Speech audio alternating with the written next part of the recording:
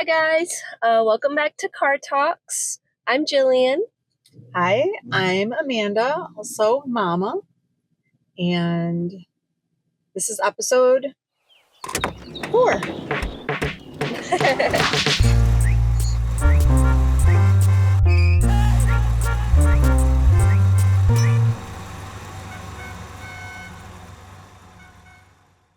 So, how are you? Oh, good. I'm getting over a cold, a very, very horrible, disgusting, miserable, worst sick I have ever been in. Yeah. Cold. Just unbelievably, I can't even describe how sick I was. So, but we're over the hill of it. So, it's that time of year. So, it's like turning into fall. Yeah, for you, it's still 85 degrees for me. It's been really warm right now. Yeah. Well, so today's episode is going to be psychics, ghost stories, like spiritual intuition thoughts. Mainly because personally, I've had a lot of people tell me I'm psychic. We have a family member, my grandma, your mom, who is freaking psychic. Unbelievably psychic. Like, kind of. Okay, yeah. She's psychic. Yeah, kind of. And unbeknownst to you, we grew up in a haunted house that mainly I had to deal with. No, we didn't. And apparently, Miss Mom over here took until a couple weeks ago for her to finally fully believe me. Because I still don't, although I believe in that stuff, I've never once had any experience at our house. Yes, you have. You had one finally when Grandma was staying over. What was it? I forgot already. That's how impactful it was. I completely forgot what it was. Okay. Wait. So Grandma was there. Oh, yeah. Well, when I was upstairs. Yes. Yeah. You're right. You're right. Only upstairs. Because I don't live upstairs. So I don't ever go there. So speaking of Grandma. So let's talk about. First, I want to mention Grandma. Because I think Grandma is where, like, the idea of being, like, psychic comes from, like, for our family. Like, I feel like Grandma's the reason that we even, like, thought about it. And it's Grandma and something that we call her baby dreams. Okay? Right. It's the baby dreams. Yeah. And so, Grandma has baby dreams about every single, without fail, family member who gets pregnant. She'll call up one of my... She knows before they know. Yeah. She definitely knows before it's announced. She'll call up my cousins and say, "Are any of you pregnant?" And like... Yep. Had a baby dream. And she's spot on every single time. Do you remember? Yep. I don't know when it started. What was her first dream? Because I don't know when it started. If you remember? There's no way.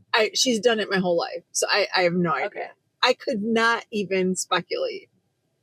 Her first baby dream, I was probably a little girl, so I would have never even thought about it. Been aware. What was the first? Yeah, she probably wouldn't even have shared it with me. I was probably little, in elementary school, or even littler. Do you? Because she always has done it. Do you have a distinct story from her that you remember of being like, how the hell did you know that? Like, what? You know? No. Okay, because I have one. I don't even know. Hers were. You'd get a call from her, and she'd say, "I just had a baby dream, and I dreamt, it might be one of your cousins, and it was a boy, or it was a girl. It was I was holding a little baby girl, or it was twins, or it was two of them." Yeah. So, but I don't have it was just kind of Like it's just like an aura about it. It wasn't like her dreams, I don't remember her saying like, I distinctly had a dream, like for me, that you were going to have, that you had a baby, you were pregnant, you're going to have a baby girl. And then like I had you. right. Like I don't remember them being ever that perfect. Yeah. But like she always kind of knew.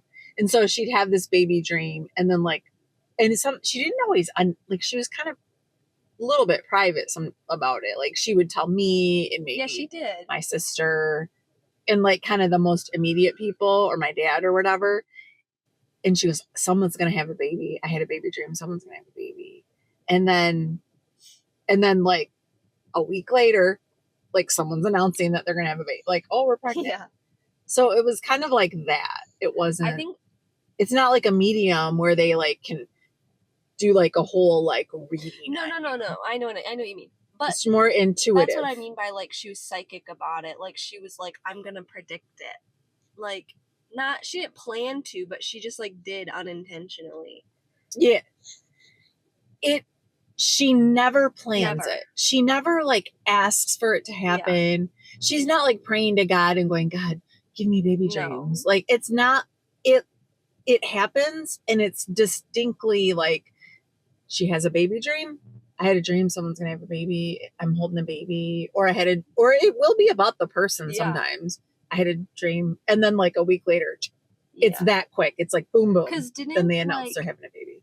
For when Kayleen got pregnant, wasn't it like Kayleen said that she was pregnant, and then like Grandma had a dream about it being twins, and then like a week later Kayleen was like, actually we should have Grandma on. I don't know. I don't remember exactly specific. Either. Mm-mm. But I do remember like Mm-mm.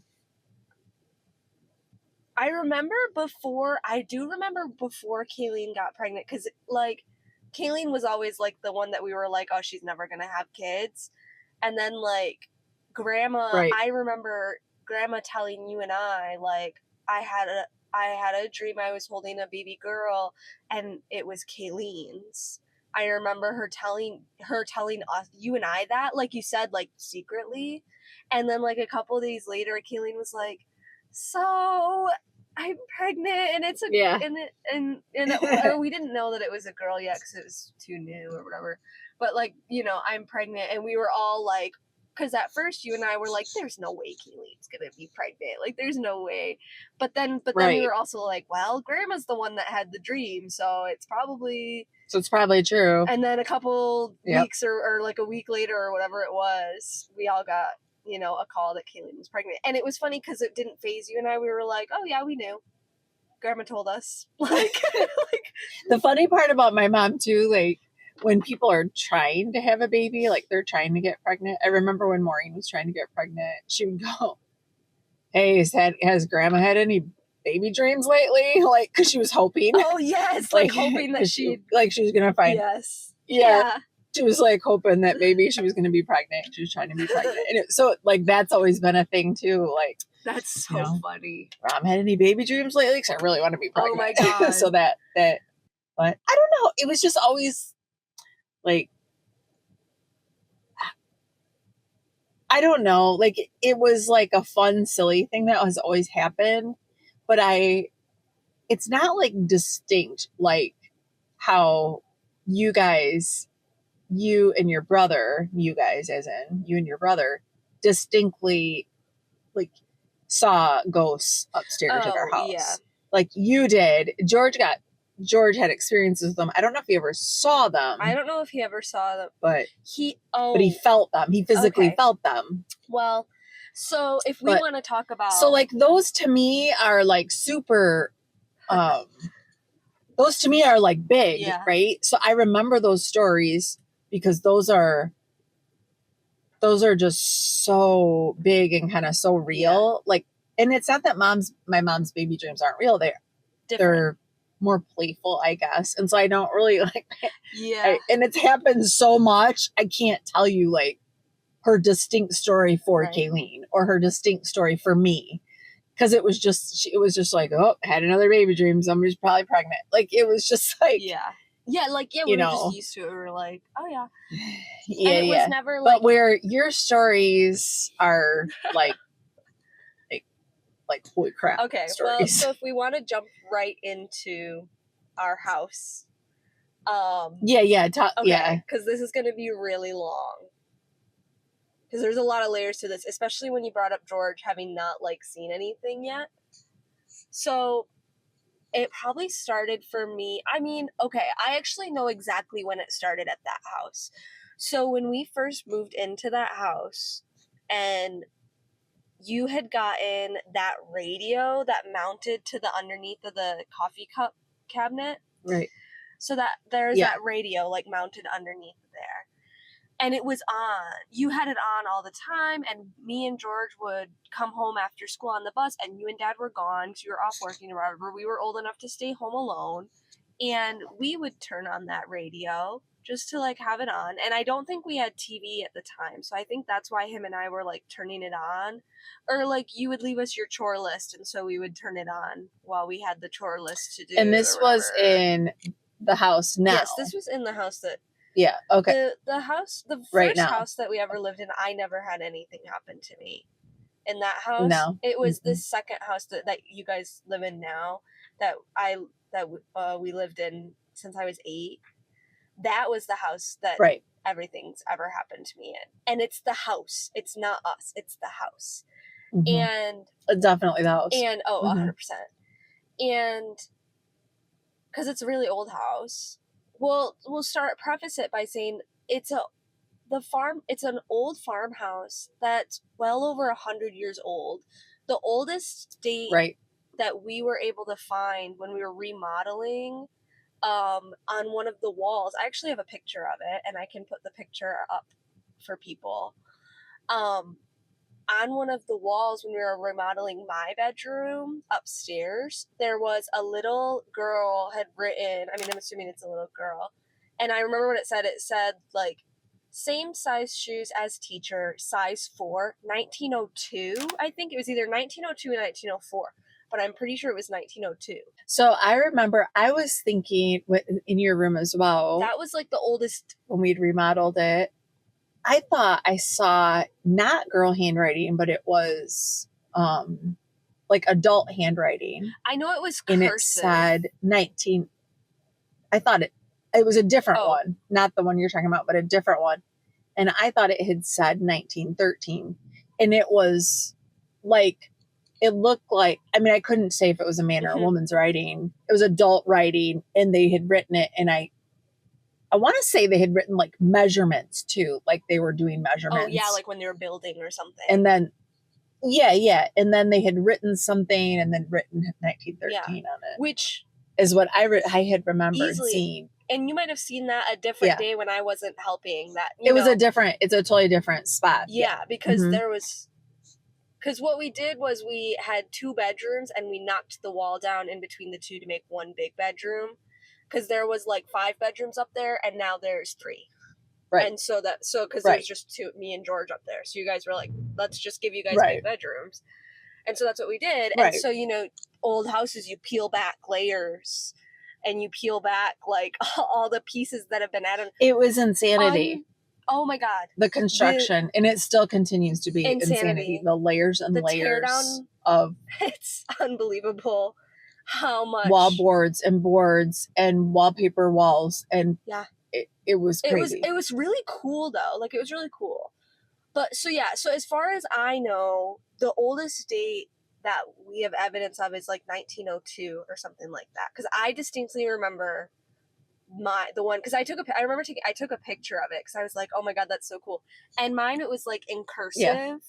So, like, but it said, like, same size shoes as teacher. So she was, like, in school, whoever this girl was, but she was young enough to, be in school, right? So have you seen the girl up there? Not like this. Not like I have for other things. But I'll tell you where I see the little girls. So what have you seen up there? Okay, so that's as old as we know the house is. So when I got... or whatever, I don't know, where was I? So the radio, so the radio in the house, I wanted to say so people knew, like, the house is really, really old. Like, Yeah. unbelievably old. Farmhouse in the middle of nowhere, like, a lot of rooms upstairs. Clearly, a lot of families have lived there, right? So it's this really old house. So, back to the radio. So you had this radio, and we would have it on. One day, George, I don't know if George remembers this as vividly as I do, or if maybe he was, like, in the other room and it was, like, predominantly happening to me. But one day, the radio, like, turned off, or, like, the volume turned down on its own, or something like that. Like, the volume just, like, turned down all of a sudden. And I was like, that was weird. So I just went over and turned it back up. Blah, blah, blah. A couple minutes later, turns back down again. Turn it back up. I'm like, this is weird. It must just be something with, like, the antenna or whatever. I think we ended up just, like, turning it off. Because we were like, okay, whatever. We just dismiss it. Yep. And then, like, it would happen again to George and I, or, like, me. Like, it happened to him and I a lot. It would happen again.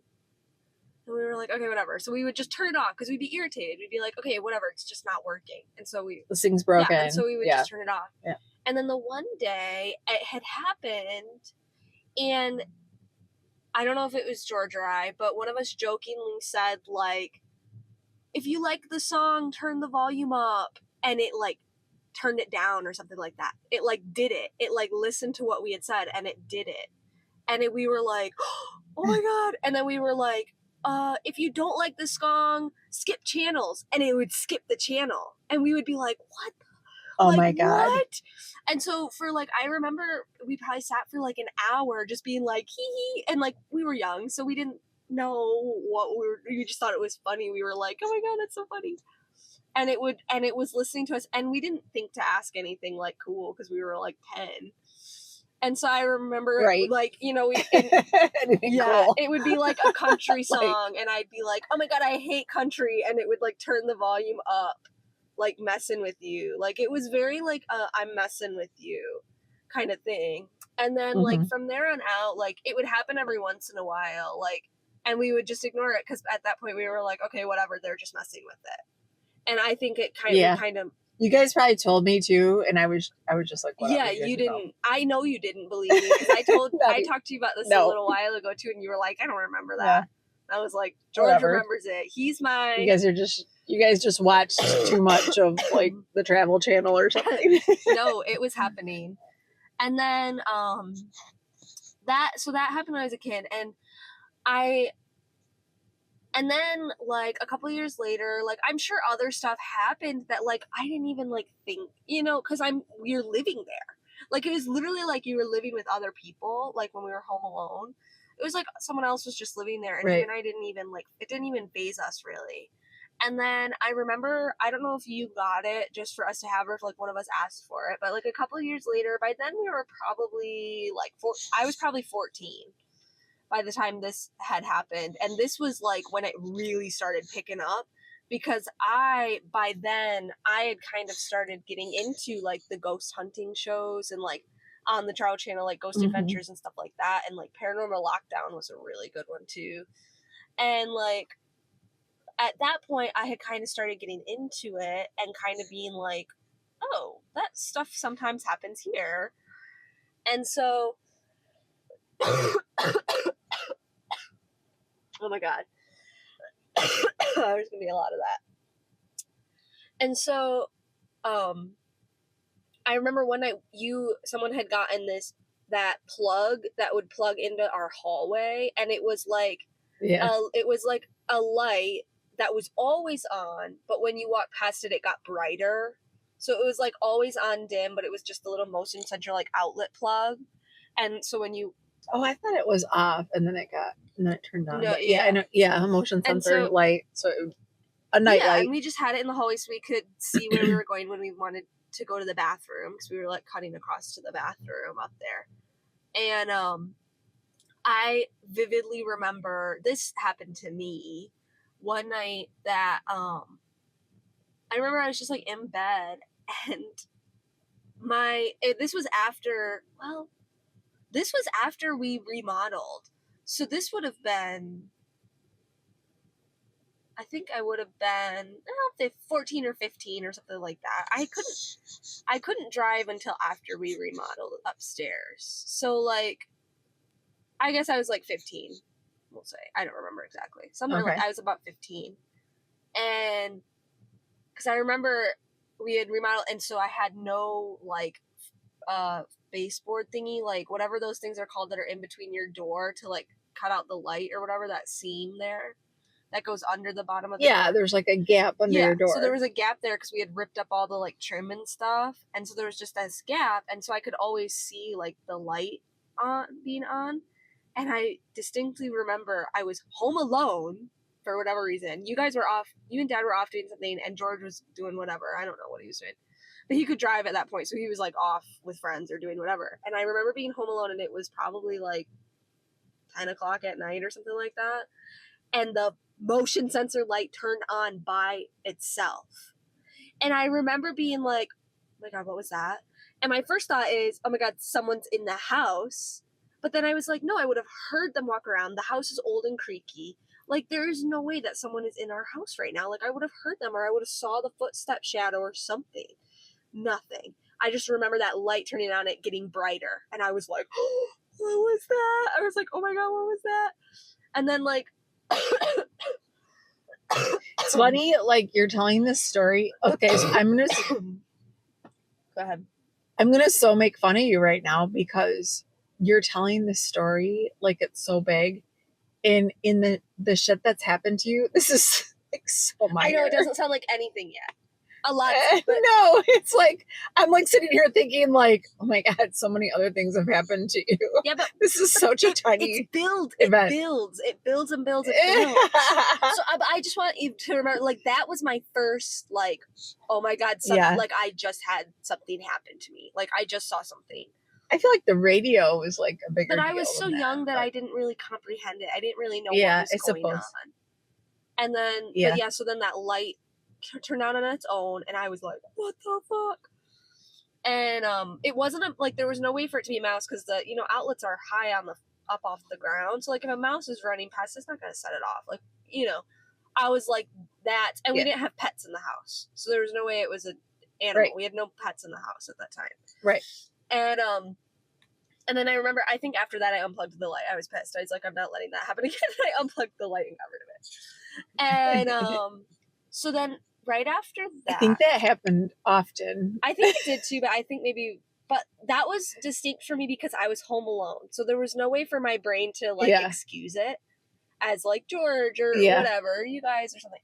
Like I was home alone, so I knew, I was like, oh my God, that could be nobody else but me, and I'm in my room. Like, that's insane.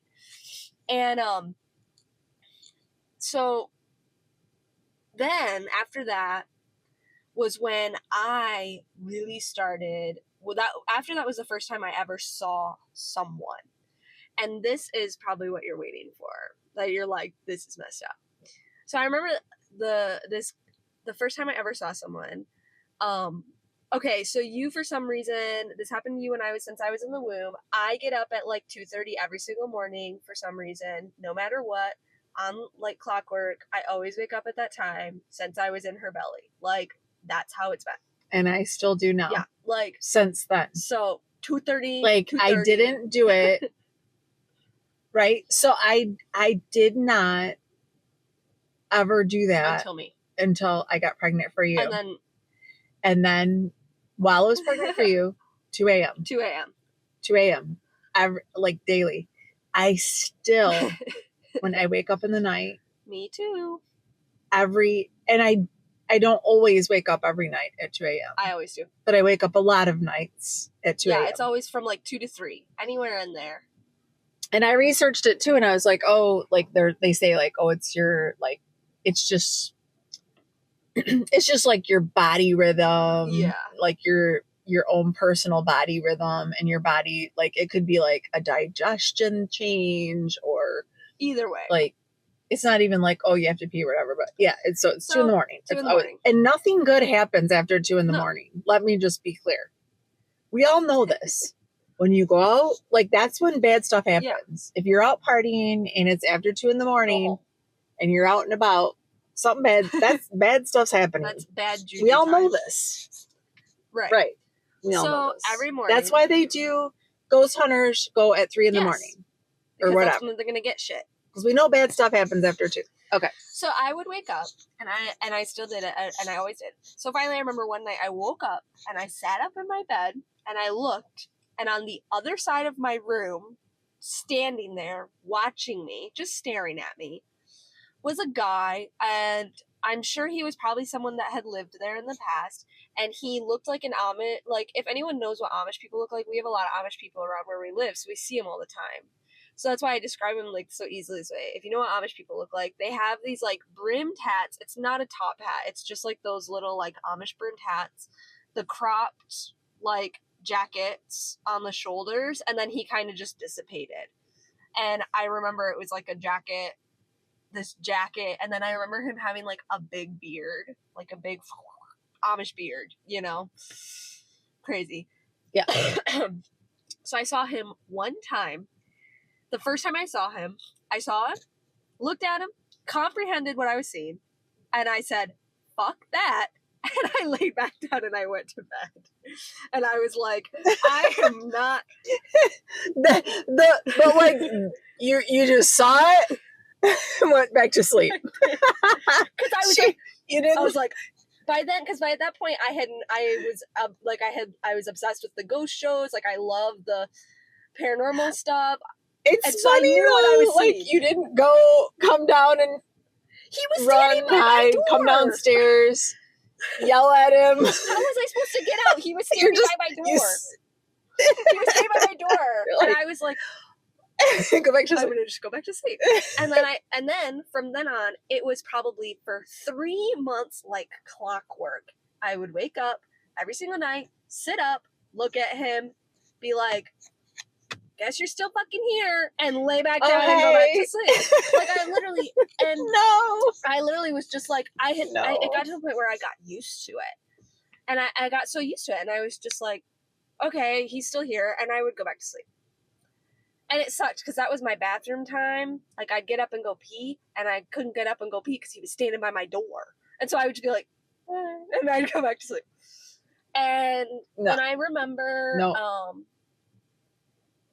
distinctly, I remember one night it happened. I woke up and I sat up and I saw him, and then I like rolled over and went back to sleep. Tried to go back to sleep, started to, and I was on my side, so my back was up, you know. And I remember just feeling a hand go like this down my back, like slowly, not in an aggressive way, but just like, I don't know, like a grandpa like scratching your back before bed. But I remember like being like, "Whoa!" Like, what was that? And I remember feeling it. And you know, you're like, you think that was him? Oh, I think it was him. I don't think it was any of our family members. I think it was that guy that I was seeing. Because like, that he touched you? Oh, absolutely. And I think this guy is the same guy who, for George, during this time that I was seeing him, I don't remember, I think it was his legs. George was getting, every night, he would get scratched. I think it was his back. It was his back. It was up on his shoulders, I'm pretty sure. Yeah. Okay. Like up on his... And he would get scratched, and it would draw blood. And he would wake up with scratch marks, bloody scratch marks on him. And still till this day, I have no way like to know why I wasn't experiencing that and he was. Do you think it was the same guy, or do you think it was a different I think it was the same guy. George? Because I never felt threatened by the guy that I was seeing, but I always felt a little like, I'm not gonna mess with him. Like I always felt like, he's in charge. He's in charge. I'm not messing with that. Like, I'm not gonna talk to him. I'm not gonna acknowledge him. Like, that's how I always felt.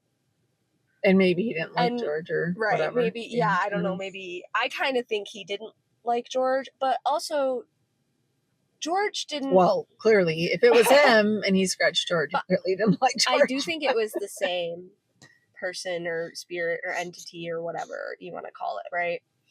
I do think it was the same person that was scratching him. But yeah, so George would get scratches that would draw blood. which is unbelievable that we just like lived with that, like, and had no like, maybe something's going on. I think I'm like, well, I'm neglectful because I was just dismissing it. Yeah, you were like, he's just doing it. Like I'm a to himself. neglectful mom, right? Because I'm, you know, it's for the same reason. Like when you guys were sick, and I would be I'll wait a like, few weeks. you know, yeah, put Vicks on your feet, like Grandma Dorothy says, and Yeah. go to bed.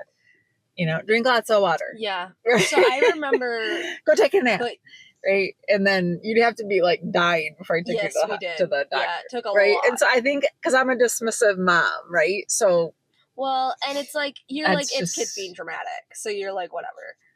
well, And right, so you're like, just wait it Yeah. out. And if it's actually because I was never. yeah. Well, that comes from my mom because my mom would be like, "We're not running to ER for every little Yeah. thing," and so like unless your arm's broken, we're not taking you to Right. ER. Right? If we can patch you up with a Band-Aid, right? Right. And so we had. I was kind of raised like that. So then He was getting these scratches, know. and you were just brushing them off a little bit because they weren't really that big of a deal. It was just a little because scratch. I was. And you were like, Yeah, and I was like, yeah, right. You just like were messing around up Yeah. there, playing outside, Right. or you but know. no, he was getting Yeah. blood drawn scratches. I remember them being on his legs, but I mean, I'm not him. I So can't remember. either way, I was thinking it his was shoulders, legs or but back, anyway. something, but he was getting scratched on his body and it was drawing blood. And we're pretty sure it was the same thing. And I remember him telling me that there was like a certain corner in his room that he was like, I will never put anything in that corner because I just feel like I'm not allowed over there.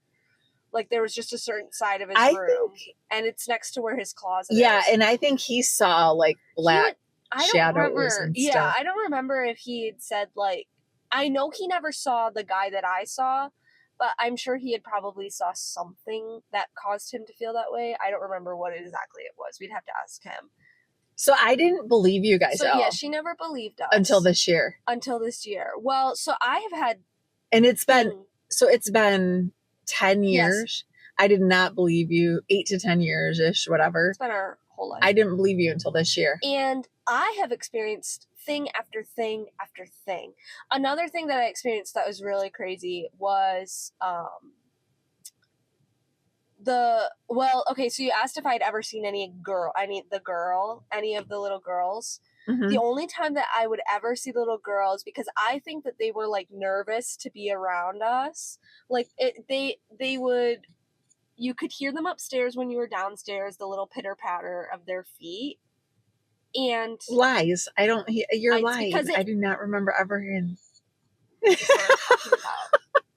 is what I'm talking about. This is what I'm talking about.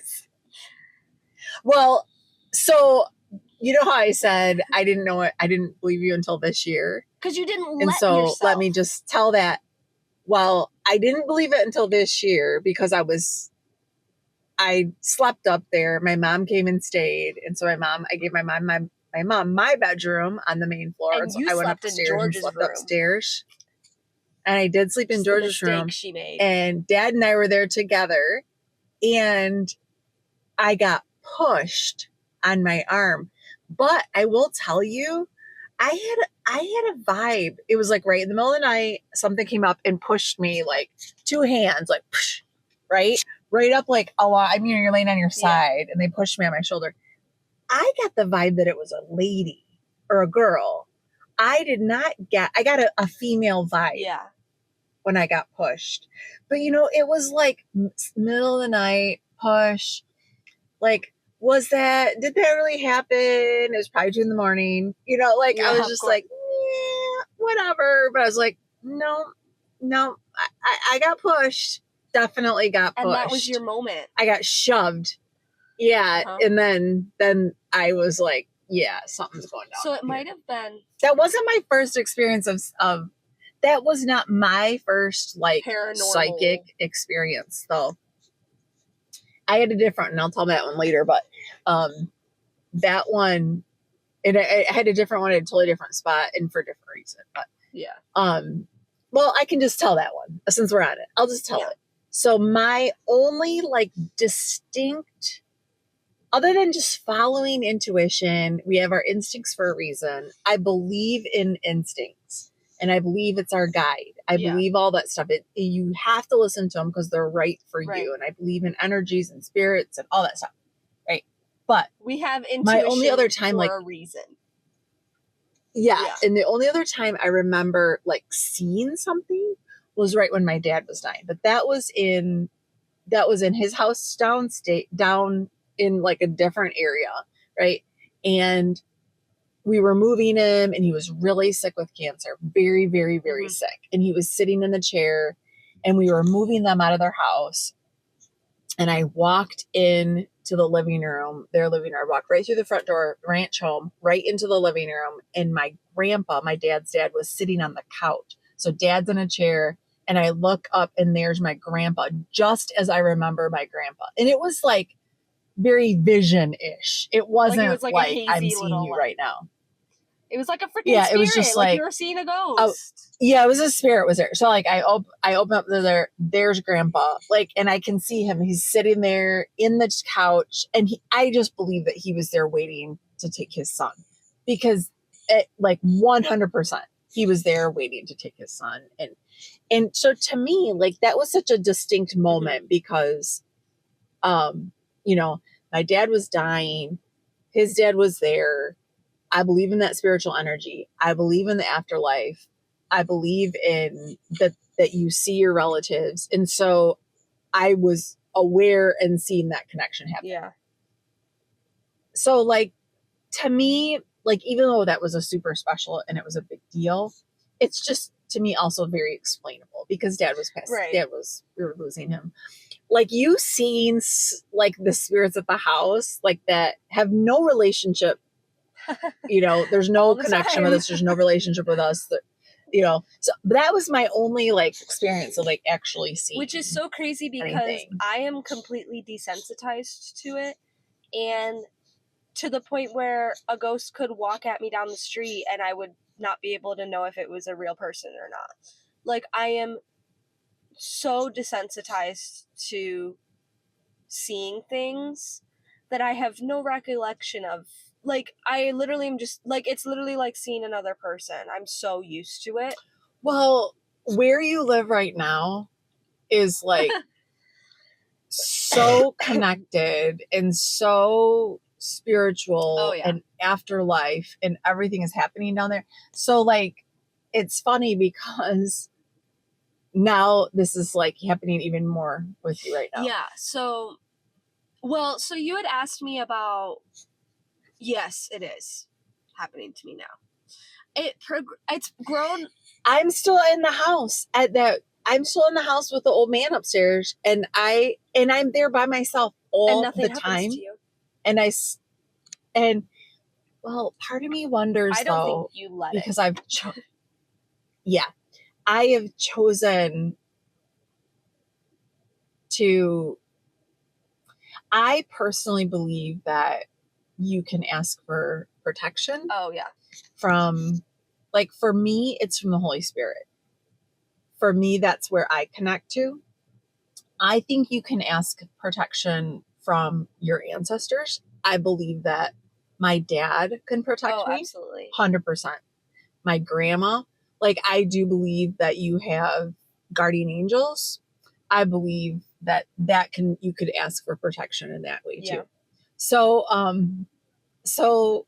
I, do you see what's happening behind me? For a second. There's people. Yes. I have my Jeep decorated for Halloween, and people stop and take pictures of it all the time. And it's really funny when I'm in the car, I'm like, oh, hey, I'm just in here. And so as long as it's red, am I good to go over there? Yeah. Yeah, as long as it's a red square. We gotta wait a second. Okay. Anyway, that was... As it got dark. That was really funny. That was so funny because I could see his face back there. Because I have like stuff on the tire and the back, and people stop. I saw and you look got at ducked it all the time, too. which is really funny. Yeah. But okay, so let me go back to. You were talking about the Holy Spirit and having a source of Angels. protection and how you don't allow yourself to experience things at that house. Yeah, I ask for that spiritual protection, and I always have. Yeah. I guess because I do believe in the idea of, I guess you could call it spiritual warfare. I believe there's negative energies, negative spirits. I think that there's good, and I think that They're at odds. Well, yeah. And so I have always lived in a space where I regularly speak to, the Holy Spirit. For me, it's the Holy Spirit. I speak to my dad. Yeah. I ask for God's white light of protection around me, around people who are hurting, about my family and different things. So, like, that's just a really big deal for me, and a big, huge part of my life. So I think because of that, I think, one, I'm protected because I've asked for protection. Yeah. I think, two, I choose to live in that space. I choose to not open myself up to see those other things. Or maybe I'm not seeing them. Like, I'm not meant to see them, possibly. You are, and I'm not, and it's okay. But, like, I'm in the house and I don't have any experiences. Now, I do, except for the one time I slept upstairs. Yeah. So they must just all stay upstairs. They really do, I think. And leave me alone. I think they live up there. And I don't, like, anything I hear, like, really, I feel is very explainable. It's like, it's clear, like, oh, I can hear a mouse. Because it's an old house, so you can hear, and then we'll set a mouse trap and then we catch the mouse, right? So it's very explainable for me. But it's not like what you experienced with Uncle Jimmy. That's what I can differentiate between a mouse and a marble. So a mouse and a marble. Perfect segue. So this is funny. I love the way that you brought that up, because it's your Uncle Jimmy. So he's my great uncle. Right. How old was I? I don't know. Well, actually, Uncle Jimmy happened. Let's think about it. This happened before I saw Top Hat Man, because I was in a different bedroom because we were still remodeling. Well, you were in the other room because your room was being under construction. So we had like one spare room that we would stay in. And let me think about how old you would have been. I don't know. I was probably when 12, he passed. 11. Yeah, I think you were probably older than that. Okay, so I don't know, maybe like 12, 13. Well, yeah, it doesn't matter. Happened before Top if Hat you were, Man. It was like a year or two. So either way, it happened before Top Hat Man. And I remember being in my bedroom, and I'm not kidding you, it was maybe like a week after he passed. And he passed, 3 months after his wife passed. And we all say that he was going to be with her. Like he died of broken heart. Totally. My aunt and uncle died 3 months, and they loved each other. Yeah, months apart. Like, we say, like, he was okay just long enough to take care of her until he passed, and then he went.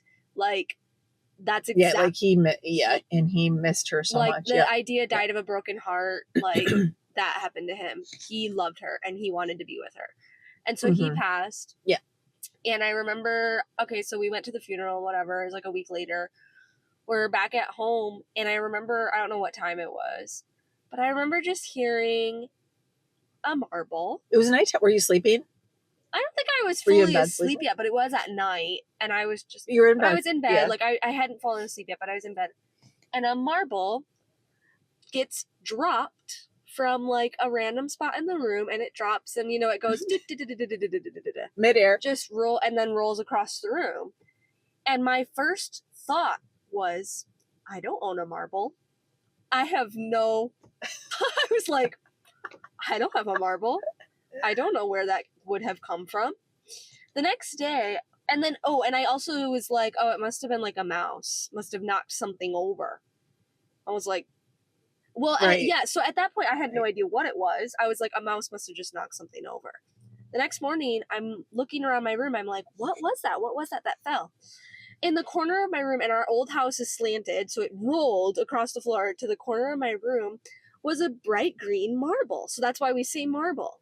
This bright green marble is sitting in the corner of my room. And I'm like, I've never seen this before. I don't own a marble. Where in the world did this come from? So I'm holding on to it, and I'm like, okay, what the heck is this? That's so weird. Where did this come from? Like, I don't understand.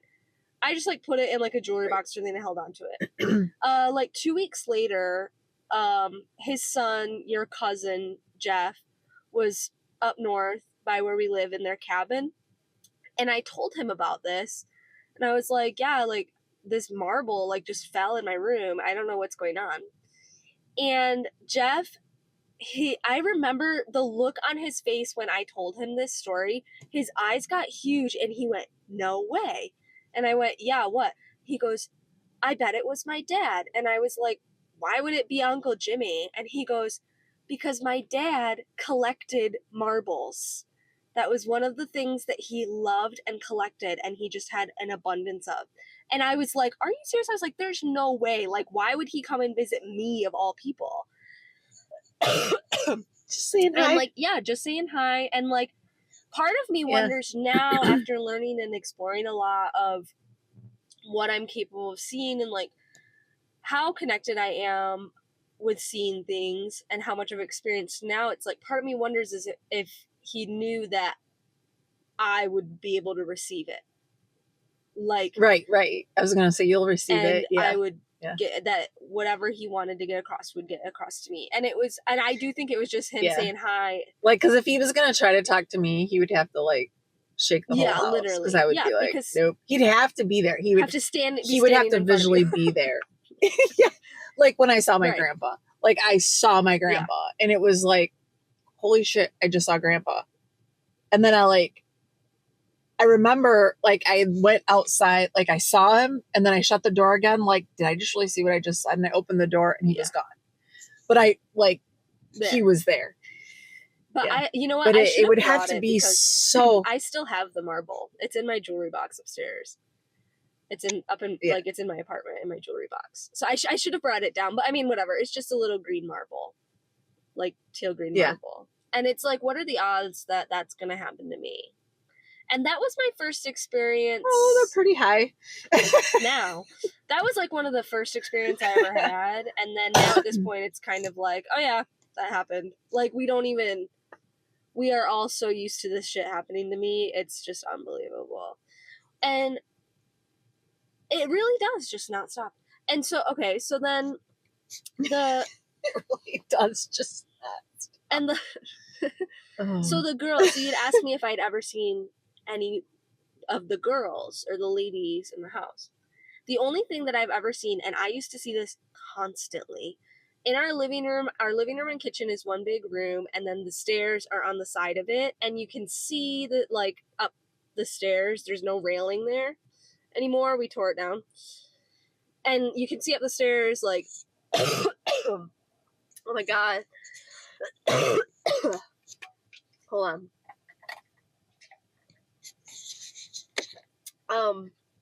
So you can see like, you know, as the stairs go up, they meet the ceiling or whatever, right? So like right at the top of the stairs is the ceiling.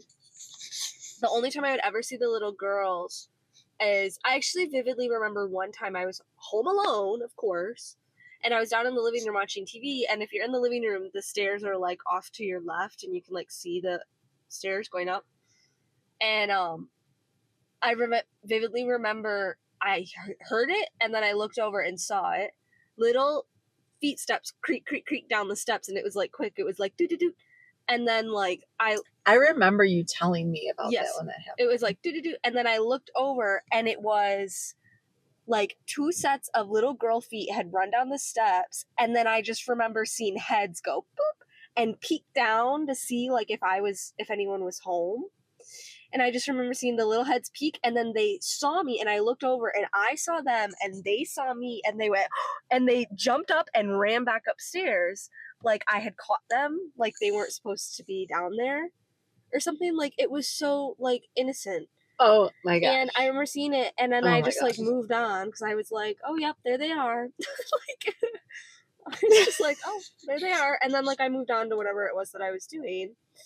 And then I can remember and I can remember if I was upstairs, I could hear them giggling downstairs. And if I was downstairs, I would see their heads. Did it freak you out though? I think that's maybe why I don't, because it would freak me out. No, it doesn't freak me out no, it doesn't scare me. I think because I don't feel scared. I don't feel threatened. Like the girls wouldn't scare me. They wouldn't be scared, but it would freak me out. No, I don't know. Definitely. Well, by then, when I saw the girls, by then it had been like 3 months of me waking up every morning to Amish guys staring at me in my sleep. So at that point, I was a little bit. I'm sorry, it's not funny. It's hilarious. It's funny. I was getting what, OG stalker. It's my Amish guy. Stalker in action. The Amish guy that stared at me in my sleep when I was a kid. Well, he wasn't Amish. He was just. I think he was Amish. Well, I don't know. Whatever. It was old time. Well, no. He was just old fashioned. Yeah. He was just from a long time ago. Look old fashioned to us. He was just dead. Yeah. Right. He was from a long time ago, and Amish people look like they're from a long time ago to us because they stayed. Stayed. We left. Anyway, so yeah, like. Let's just be clear, they have an amazing lifestyle, but yeah. But that was like the only. Did you say they have an amazing lifestyle? Yeah, like it's just healthy. Yeah, all natural, it is probably pretty easy. They don't have to vote. Mm-hmm. Anyway, they like. It's not easy. They work hard. Like it's just a different. Traditional lifestyle. It's health. To me, it's a healthy. Yeah, lifestyle, I do sometimes have moments where I'm like, damn, that is kind of nice to just like wake up to the sun. Like you don't have any. Like they've never worked retail. Like yeah. Like, well, they do sometimes. Yeah, they they're have a little stores. Bakery where everyone's like the night. Like, are you kidding me? That does not count at all. Anyway, so I've got my Amish ghost stalker. And so by the time I started seeing the little girls, I kind of became desensitized to it. And I have seen things all over places that I've worked, that I've lived, blah, blah, blah. I actually have an interesting story about, too, when I went, the first school that I went to before I transferred, my roommate got pushed the same way that you got pushed. Fun fact. And the next morning, she was like, I gotta tell you something. In the dorms where you lived? Yes. And, wow, okay. It was an old building. Yeah, it was an old building, and there was rumors that the building itself was haunted. But you think, of course, they're gonna come and say hi to me, like, because they know that that I'll see them and not freak out. Like, I don't know if they know that, or if I don't know if I just am, like, I don't know what it is. Some reason. I worked in a retail store in the town where we live, and there were always rumors. It was the little clothing store. How cute. And there was always rumors. Yeah, that place was haunted. that things would happen. And so you would be on like one side of the store, it wasn't a big store at all, and you would hear it sounded just like car keys dropped on the floor over by like the front door, and you'd be on like in the back of the store, and you'd go up and there would be nothing. But it happened to other people. I don't think it ever happened to me because you didn't let it, because it never happens to me. And they could hear people upstairs. Like walking upstairs, because the upstairs had an apartment that was kind of like still in the 1970s or 80s decoration. It was like super old. No one lived there. It all needed to be like gutted. Mm-hmm. But, and so they could hear people like walking and stuff upstairs, and then they could hear, like the keys and stuff would drop and things would happen. And I remember too, Because the girl that ran that store, because I didn't work I didn't work regularly in the store, just occasionally. But the girl that managed and kind of ran the store, like she would leave and then like our boss would come in and things would be different, or she would say like, why, like, you know, why did you leave all those clothes on the floor, or like things would be like messed up, and it wasn't her. Yeah, yeah, not like bad, not like huge things, not like a whole rack full or whatever. And she was like, oh hey, make sure don't, it'd be like little, like don't forget to check the front because there was stuff on the floor, like a shirt was on the floor or something stupid, you know. She'd be like, it wasn't me. But I remember stuff like that happening, like weird stuff. The place that I work at right now, that happens. And we all know that it happens because it's happened to all of us. And we actually... The weird part was the birds. The birds? When the birds came in the store. The mediums? What do you mean birds? For the parrots? Oh. When the parrots? Oh. Do you remember? Yes. Okay. Well, that has to do with me being psychic and predicting shit. Yeah. Okay, so I work in a big tourist spot, and we work outside. Like, it's a I don't know, like, it's people walk by a lot. Like, there's not cars, it's more like foot traffic. Yeah, and we got all kinds of crazy stuff down there. There's like an Elvis impersonator that walks around. Like, it's fun. You know, it's cool. Touristy. Yes, touristy. Tons of foot traffic. So one day, these two people brought in their parrots. They had pet parrots, and they were like, we're just taking them out and like having them walk around with us and whatever. And I was like, okay, this is so cool. Like, and me and my coworker that day, we took, we're like, oh my God, these parrots. Yeah, I took pictures. And then like a couple days later, I was working with my boss, and they're all so chill. My manager's so chill. It's like you're working with a friend. Like, it's like we all have the mindset of, if you just do your job, nobody's gonna care. Like, it's that kind of thing. Like, just do your job. Like, we're not here to yell at you. We're not here to have a power trip. Like, we're just doing our jobs, whatever. Yeah. So my boss, I work with him. Like a couple of days later, I'm working with my boss, and we were talking about, he was like, I'm so jealous I wasn't there to see the parrots. Like, that sucks. And I said to him offhandedly, I was just like, I was like, I know, because at that point, parrots had come in. Someone brought in their pet ducks. Like, we get dogs all the time. Like, and the Elvis impersonator had walked by. We were like, what is going on? And so I had said to him, this is still crazy. I'm so happy you reminded me of this, because this is unbelievable. This just happened. So I had said to him, I was like, I know it was so cool. Watch, the next thing that comes in is going to be like a pair of snakes. Not even 20 minutes later, he walks to the back, and I think he went to the bathroom. So he's in the back going to the bathroom, and I'm doing whatever. I was like straightening a rack. Actually, I know, yeah, I was straightening this one specific rack, and the door was like, my back was to the door. So I hear it open, and I turn and I go, you say like, hey, how are you guys? Blah, blah, whatever. You do the customer service welcome. And I turn and I look and I start to say it, and I went, oh my gosh. This couple had came in, and they had 2 boa constrictors and a python, ? Huge snakes. Huge snake. Huge. Oh my God, it was crazy. And I'm not a big snake person, so I was like, and then I comprehended, and I was like, oh my God. I was like, snakes. And I looked at them and I was like, no way. I was like, I just said that snakes are gonna walk in, and they were like, well, here we are. And they like didn't get it, because they obviously have no idea what's going on. And I go, let me go get my boss. He's in the back. He's going to freak out. And so I run to the back, and I went, John, people just walked in with snakes. And he was like, what? And I was like, I know.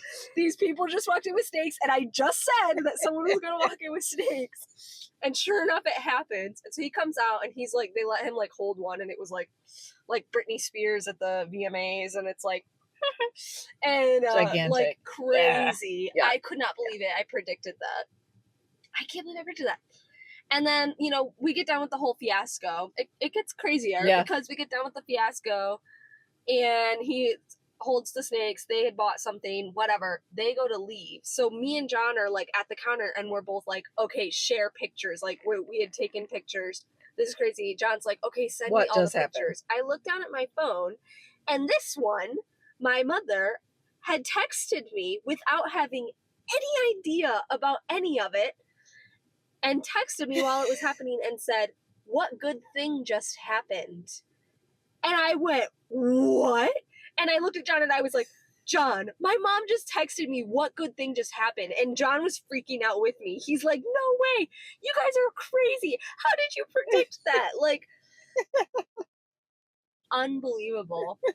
Like, what are the odds that that was going to happen? Like, it was just unbelievable. Like, how could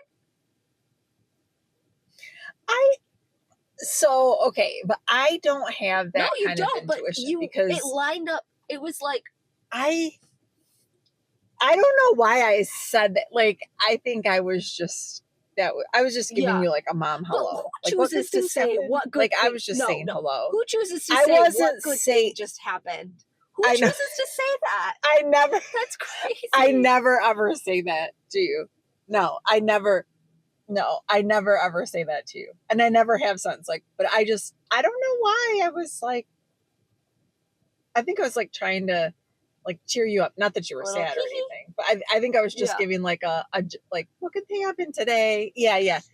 It wasn't because I had some kind of intuition that something's going on. No, not like a moment. I did not have like a, knew. Jillian's experiencing something. So I got to find out. It was like, yeah. I'm not like you. Like, I don't have. Well, because it was unbelievable. That was like the biggest, like, oh my God, I just predicted that moment. Actually, I did have another, I just predicted that moment before then that was like, oh my God, unbelievable. And there's like, this is over text that this happened too. So it's like tangible. It's right there, you know? Over the summer, me and my friend Savannah worked together, 2 summers ago. We worked together. And this guy, like, her and I had been working there for like a couple weeks, and then this guy was supposed to come in and start working that I went to high school with, and we were both like, oh, we don't want him to come start working with us because it was just her and I, and we were like, yeah, it was girl bond time. Yeah, we got this dude we have to start working with now. This sucks, blah, blah, blah, whatever. Yeah. So I texted, or no. So that exact same thing happened. We're sitting in like the break room, eating our lunch. And we knew, like, that he was coming that week, but we had no idea when or, like, what day. And I think it was a Wednesday. Or no, it was a Thursday. And we're sitting in the break room, and we're, like, joking around or whatever. And then I said, watch, he's gonna walk in, and, like, watch, he's gonna walk in right as we're done with break. 3 minutes later, he walked through the fucking doors. This guy that was supposed to be joining us from working, and our boss was like in his office. So the guy walks in, and we're both like, no way. We both look at each other. We're like, no fucking way. She's like yelling at me. She's like, I can't believe you predicted that. That's crazy.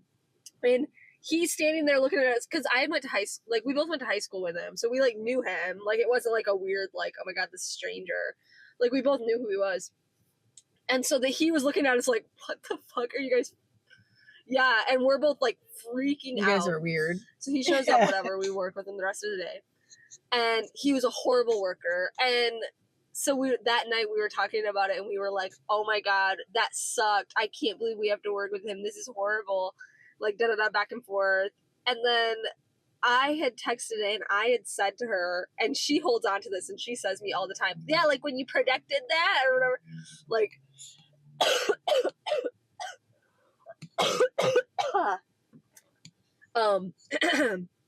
and so she holds on to it all the time, and she's like, so that day we're talking back and forth, and we're like, oh my God, this sucks. And I texted, I said, he's not gonna make it till Wednesday. or like he's only gonna make it till Wednesday or something like that, meaning like the next coming Wednesday. And then that morning, like we work together, whatever. Wednesday morning, we come in to the break room for our like morning meeting, and we come into the break room, and he's nowhere to be seen. We're like, what is happening? And Savannah's looking at me like, you just predicted that shit. She's like, it's fucking Wednesday. It's Wednesday. And I'm like, kind of listening. What like, is happening? Where is he? And so we ask our like supervisor for our section, and we're like, where's so and so? Like, I thought he was gonna be here today, and our boss was like, oh, he got moved to the other whatever. He doesn't work down here by us anymore. And we both looked at each other and we were like, no way. And she immediately pulls out her text. She's like telling the supervisor, she's like, she predicted it. She knew that was gonna happen. And she's like, look at the text. And like, we're talking about it. Do you think though, like, do you think like you said that, and so you text it to her, just like the other stuff, like when you're like, oh yeah, snakes are probably going to come in next. Like, is it because you genuinely like have a psychic vision, you know for sure that's going to happen, or you just make these random statements and then shit comes true? The second one. That's why it's so appalling every single time. That's why it's like jaw to the floor.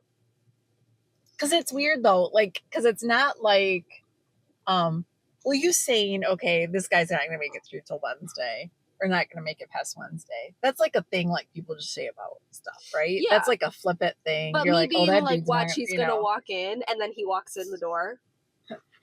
Or two, yeah, or the next watch, thing it's gonna be snakes next. Yeah, the next thing that shows like, up. Why is would you say snakes? Yeah, yeah. Why would I say snakes? Like, yeah, and then yeah. snakes walk through the door, and then these gigantic snakes come in. Yeah, yeah. And then you get the visit by the psychic ladies, or the mediums. Okay. That was creepy. That one was not. That was not creepy. That was over the top. That was like, that was unbelievable. So, the psychics that visited me. Oh, mediums, right there. The mediums. The mediums, yeah. Okay, so at work. So I think there's a difference, right? There's a difference between psychic and being a psychic, where you because a psychic is like can predict the future. A medium is right? like I'm talking to ghosts. Yeah, I can see dead people. Yeah. This happened before the snakes. I think that's probably why I was like, watch, the next thing that comes is gonna be like freaking snakes. Like I was so just like, why are mediums not as crazy as snakes? I don't know. But at that point, the mediums had happened. And so the mediums, right? I think this is like bigger. Yeah, but like, so this group of people come into the store, and I'm with the coworker that I saw the parrots with, and her and I are sitting there. We're like, there was nobody in the store, so we were just kind of like hanging out, waiting for people to come in. You know, everything's been straightened, everything's set, so we're both just kind of like chit chatting. It's like group of like 4 ladies come in. And they walk through the door, and they're all like, hi, can we do that? And they were like, can we give you, like, these flyers that we have? We're having an event. And we're like, oh, what are they for? Like, they wanted us to put them up on our counter for people to just, like, take. And we were like, sure, what are they for? Like, we'll send them out. They were like, oh, we're, like, a group of mediums, and we're having an event. People can pay to come, and we'll try and do a reading on them, and blah, blah, blah. And so they're like 3 of them are telling my coworker this, and we're all standing there, and I'm like, ugh. I'm like, jokingly, I had said like, what, can I have a reading right now? And I had like jokingly said it, and they all like laughed and whatever. And then a couple minutes later, one of them like pulls me aside, and she's like, actually, I do have something coming through for you. And I was like, what? I was like, really? I was like, I was just joking. She was like, yeah, I do have something coming through for you. And you're thinking, and I'm not surprised. Here we yeah, go. I was just like, Was it the marble on the floor or was it the top hat man in the corner? like, who are we talking about? Because I'm a seasoned pro at this point. So she comes in, yeah, so she pulls me aside and she's like, so do you, I'm trying to remember how did she start it? Oh, she was like, I actually do see someone with you, and it's a guy, and the first thing that I see is like working man's hands, like thick, rough workman hands, like, and then I see, she's like, and then I see like someone like tilling the land, like working the land, like being on a farm. And I was like, okay. Like, I literally, that's what I said. I was like, okay. And she was like, which we know is my dad. right. Well, at the time, I hadn't put two and two together because I was like, okay, what? Like, I was like, so for people to know, like, my dad had thick, working man's hands. Yes. Like, really, big, like, he had Shrek hands. Yeah, like callous. Yeah. Just like, yeah. He was like early, like hard work. He was raised on a farm. Yeah. Very hardworking person. Yeah. So so she says that, I'm like, okay. She's like, and then she looks at me and she goes, did you have cows growing up like that? And so that's why I was still confused, because I was like, yeah, we did. And she was like, okay. She's like, so I don't know if this connects with you having cows, but this guy that I'm seeing, she's like, I'm seeing like milking cattle. She's like, I'm seeing like dairy farm. And I was like, okay. Which my dad grew up on a dairy farm. Grew up on a dairy farm. She doesn't know that. So did your dad's grandpa. Yeah. But you didn't know him. That's what I was thinking too. But I was like, yeah. Because I was like, there's no way that it would be like it. Yeah, he passed. I didn't know him. Like, I never had met him. Like, it had to be Grandpa Parker. I think so too. Yeah. And so she says that, and I'm just like, yeah, okay. I'm like not giving her anything, because I'm like, if I give her something, she has something to go off of. So I'm just saying, I literally am just like, I gotta see if she's legit. Yeah, I'm literally just like, okay. And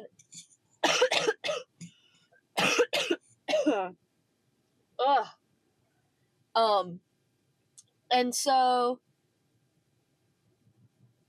then so then I'm just like, okay, like, we're seeing if she's legit. And then she proceeds to go on and say, what did she say?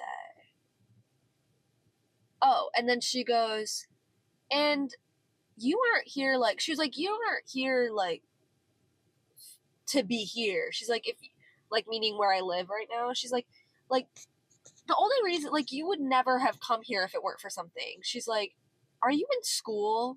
And I went, yeah. And she went, okay, because, she's like, because they're telling me that you would have no reason to ever come to this city if it weren't for coming here for that. And I was like, yeah, I wouldn't. I was like, I probably have never been here before. I probably would never come here. Yeah, like, you're right. Right. And she was like, okay. And then she goes, and I'm seeing something that has to do with music. And I flipped. I was like, what? And she was like, yeah, like, I'm seeing like music or like sound. And I'm a sound design major, which is crazy. Like, how would she know that? I'm just working my little retail job in a tourist spot. Like, there's no way for her to know that. Right. And then she stops and she goes, that's what they told me. And I go, that's crazy. And she's like, also, she goes, and this is not them. I just want you to know that you are much more in tune and much more connected than you think you are, and you could do what I do if you honed in on it and let yourself practice and connect better. And I was like, what? And she goes, yeah. She goes, the reason I'm telling you this is because, you know, he was the one that came through, but I have a whole group of people with you, and they are telling me that they talk to you all the time and that you can hear them. That's exactly what she said. And I was like, what? She goes, yeah, they're telling me that they're always talking to you and they're always telling you stuff, and you can hear them. You know that they're there. And I was like, this is crazy. Okay. And then she proceeds to say, and I want you to know that they're telling me that they are cheering you on and that they are proud of you and they are encouraging you in everything that you're doing. And they are just with you, watching you, and like helping you get through it. And I was like, what? I was like, so, I mean, I think she's probably seen my dad, and then she's seen Grandma Dorothy, like Grandpa guardian Eddie. angels, or yeah, and it could be angels that you don't know who they are. You know? But like, I believe that, yeah, because she was literally like, a whole group of people are talking to you all the time, and you can hear them. And I was like, oh my god, don't tell me I can hear them. That's crazy. So the craziest thing about this whole thing is without having any idea that any of this was going to happen to me, at the time I was living alone, my roommates had gone home for the summer and I was just here. And so I was alone, completely alone in my apartment, in my 2-bedroom apartment. Like, you know, alone. There's no way that this was something. And I'm laying in my bed facing the wall like an idiot. 'Cause why would you ever put your back to the door, stupid? And so so my back's to my door, and all of a sudden I'm like almost asleep, but I'm in like that part of sleep where it's like I'm still aware, you know? But I'm like I'm like in that part where like my body is asleep and like I'm not really moving anymore, you know? Like I'm fully relaxed. And right. I'm like almost asleep, and then I just remember feeling a big old finger poke and press down in the middle of my back and just press and hold it there. And it literally took me opening my eyes, fully waking up and rolling over and going, stop it, for it to stop.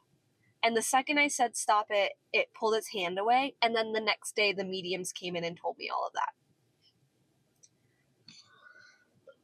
that. Like, what are the odds? The way that I have had so many things happen to me. You've had a lot. I had, we were talking about my dad. Right after Dad died, I was in that state right before sleep and awake. Mm-hmm. I was falling asleep. I was trying to go to sleep, and I wasn't sleeping very well at all because losing him was just so horrible and hard, and yeah, that was just a very traumatic thing. And but I was laying there, and he had already died, and I was laying in bed right in between, and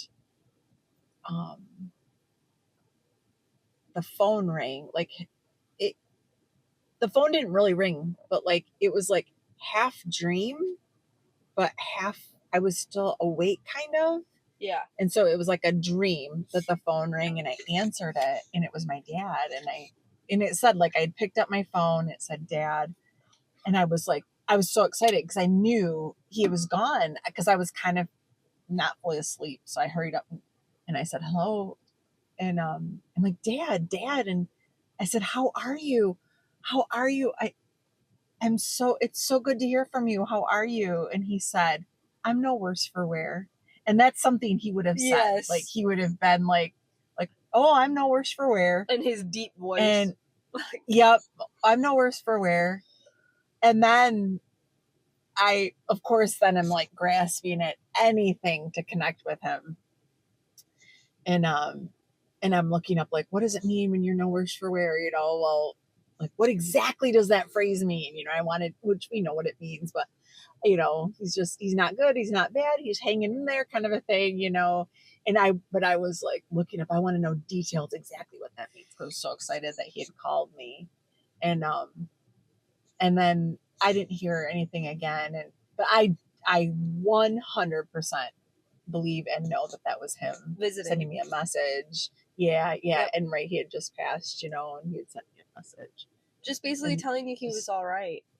He's okay. Yeah, he's okay. Yep. I really think that there is something But you get about, like stuff all the time. yeah. Do you ask for stuff to happen? I did one time. Do you talk like do you ask like for the universe to send, for energies to come, for God to speak to you, or God to send No. angels to you, whatever scenario, like do you ask for that stuff? Not like that. The only time I ever Spirits asked, give me a message or talk to me or no. anything. No, but I Would you? probably could. Yeah, I should start trying just to see what would happen. The only thing that I ever asked for was my freshman year of college. I had a psychotic roommate. Actually, Oh yeah. and I think Yeah, I remember. this is the only thing I've I ever. remember you asking. I remember you doing the asking about for this. Yes, and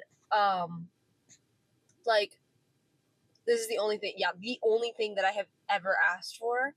So I guess this is proof that it'll work if I do ask. But this roommate was unbelievably insane. Like there was like she needed help. She needed mental help. Yeah. Like she was either schizophrenic and didn't know it, or there was very much something wrong with her. Serious Not happening. in like a bad way, but you know what I mean. Yeah. And she was ill. Let's put it that way. She was ill. Yeah. And I remember like she was just being so horrible to me. She was accusing me of like stealing stuff. She was like, and my other two roommates were like, why is she doing that to you? And I was like, I don't know. I was like, I haven't even talked to her yet. Like freshman year in college, I don't know this person at all. Like we're barely know each other. And the other two were like, she was kind of doing it to them, but her and I had shared a bedroom. So I was getting the brunt of it. And I remember I had enough, and I told the other two, I was like, you guys, I'm going home for the weekend. And at that time, it was like a 4-hour drive to go home. So it was like, oh, I gotta go home. But I was like, I'm just gonna suck it up and do the 4-hour drive. Need a break. I need to go home. And I remember I went home, and the night before I was driving back, it was Saturday night, I was driving back Sunday.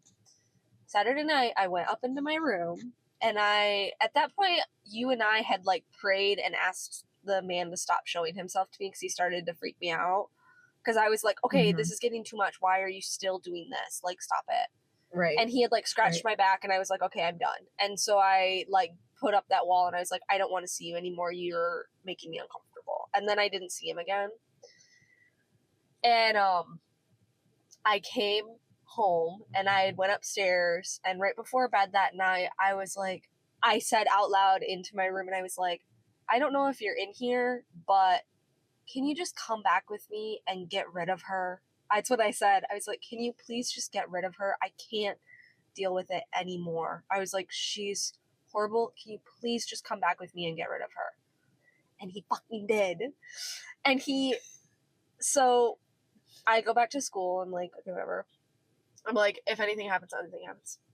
Like a week later, we had this mediation meeting, and at that time, my bed was lofted. So, like, if you know anything about being in a college lofted bed, everybody does, once you're up in that bed, you're up in that bed, and you're not getting back down till the next morning, or if you absolutely have to go to the bathroom, like, right. And her bed was not lofted, and so her bed was not lofted. Mine was up. I was in bed. Like, I didn't get out of bed.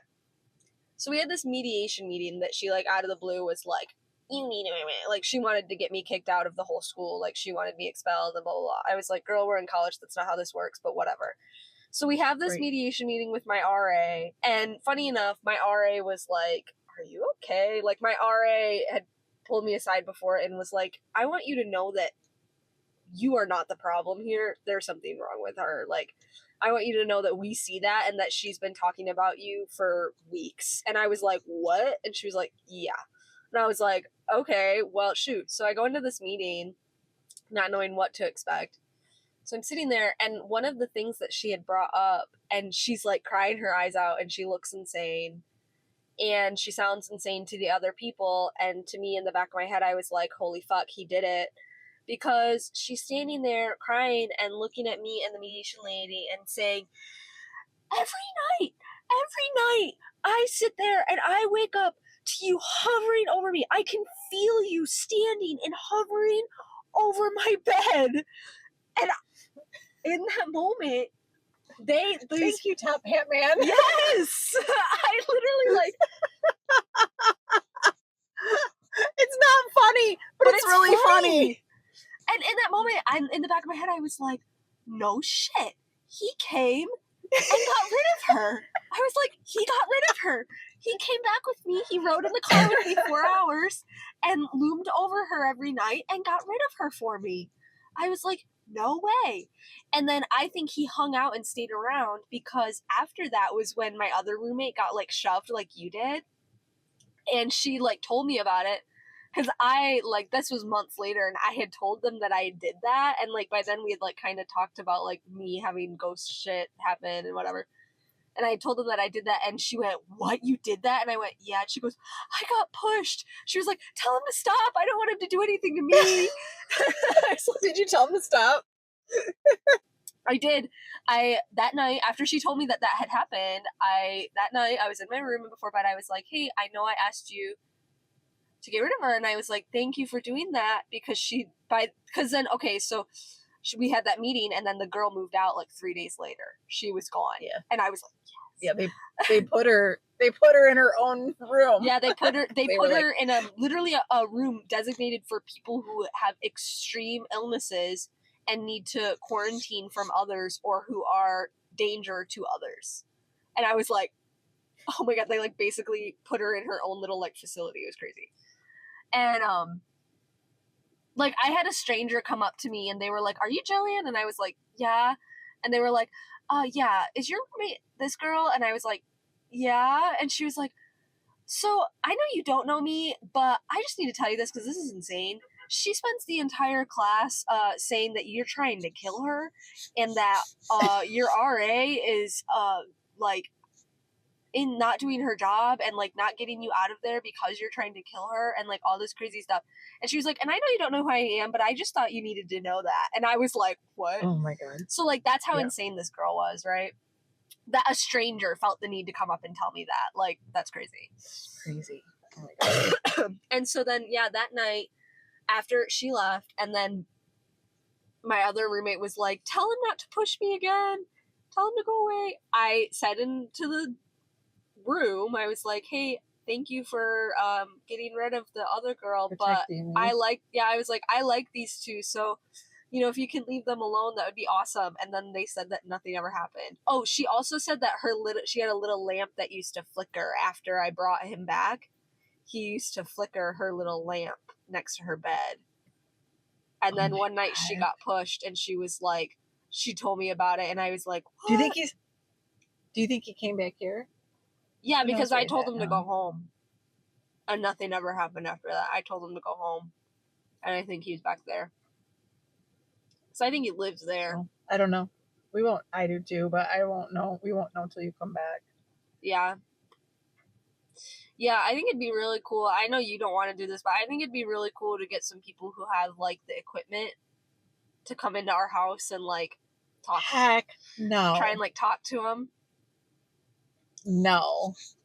Yeah. No way. Why not? You can just not be there. It's not like anything happens to you anyways. No, because I don't want to fester it any more than it already is. But it's not like we have like a demon. Well, no. No, I never will because I would love to. No. And you know, okay, like last week we talked about having the curse and we talked about being people giving us so much energy, and I get so much energy from people that I have to like release and have my alone time, and I have to like I just don't want that.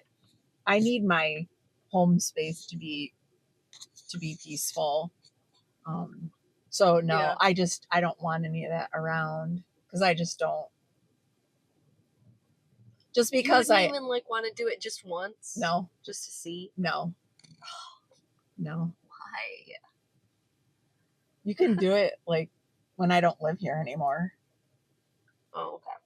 Well, this is why, because, and maybe I'm just old, but I feel like it is really, really important to not mess with negative energies because I do think they can harm you. Now, I also believe Obviously. I believe I am protected by positive energies. And I believe I'm protected by holy energies, not just positive, by holy angels and Holy Spirit. So for me, that's it's just so important to me that I just want to be in that instead of even bringing that other stuff around. Because I believe it exists. Yeah, I get it. And I think it can harm you. And I don't know. I personally do not feel like I'm not equipped to handle it. Like, I mean, I think I'd get freaked out. And I think that,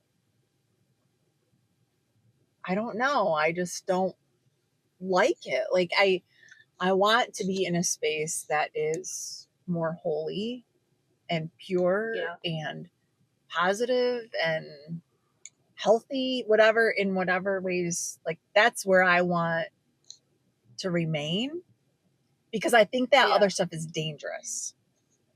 And so now I don't know, like the top hat guy could be, or the Amish hat guy, whatever he is.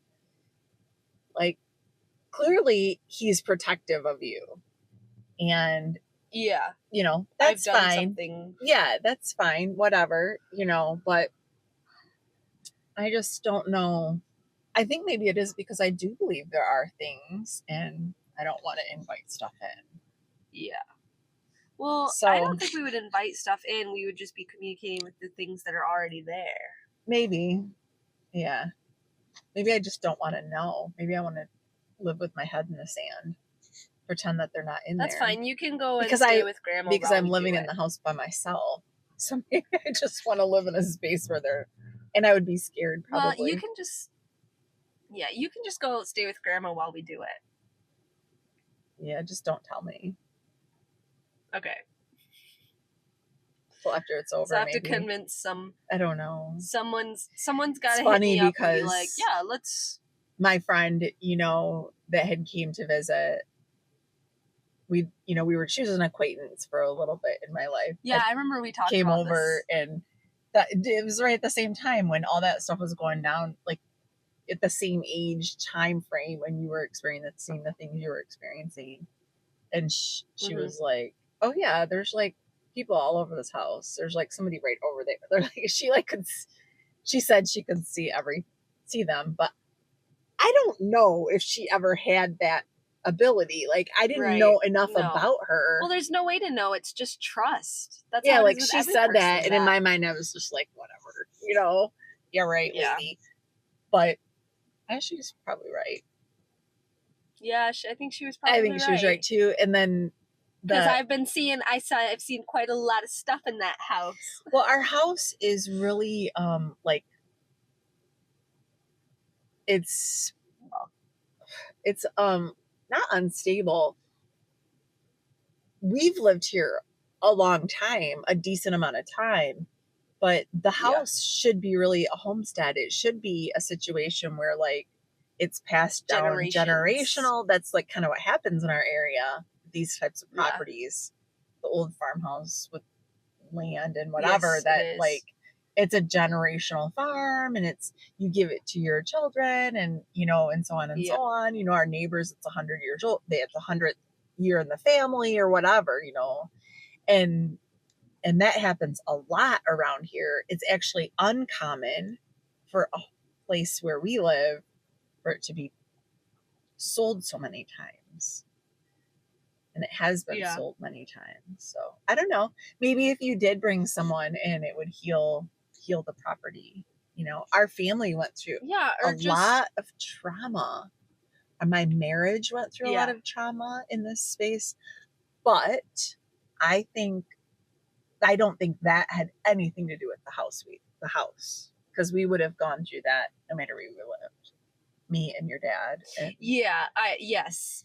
that was But do you know not what though? I wonder if the energies that were already there amplified it, because we talk about Dad's barn being extremely negative, and his dad's barn is the kind of barn where it feels like something's watching you all the time, and you're always like looking over your shoulder because you think you saw yeah, something and out the he corner of your feels eye. that way there too. I know he feels that way. And so, like, there is a chance that the space amplified those emotions and those things that we went through, but I do think that it could use a really good cleansing because it holds on Well, to it. I have saged the entire home, the barn, the property.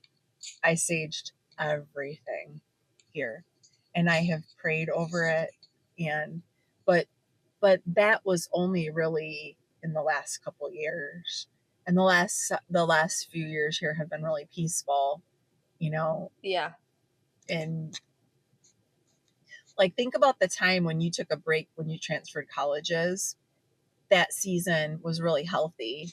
It was you were in a waiting period, like personally, just because you wanted to leave and go to this other college, but it was still peaceful. It was positive, but I have saved. I had done tons of prayer, and Dad, we did therapy, and there was just a lot of work, tons of work on our part to get into a better space. And so, but I do think it all plays a role. Oh, absolutely. It's all absolutely connected in there.